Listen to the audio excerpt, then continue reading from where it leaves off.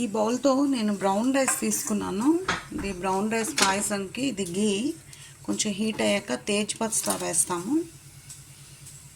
1 spoon sugar వేస్తున్నాను. ఇది వేస్తే కలర్ వస్తుంది బ్రౌన్గాను పరమాన్నంకి పాయసానికి.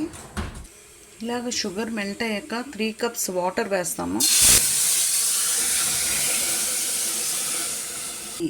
వాష్ చేసిన రైస్ 1 కప్కి 3 కప్స్ వాటర్ వేసి ప్రెషర్ ఒక 4-5 విజిల్స్ ఇవ్వాలి.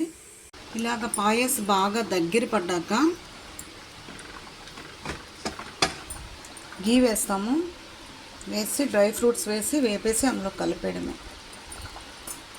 ఏవైనా వేయచ్చు. నేను ఇక్కడ కాజు ఆల్మండ్స్ బాదం వేస్తున్నాను. మీ దగ్గర ఏ డ్రై ఫ్రూట్స్ ఉంటే అవి వేయచ్చు.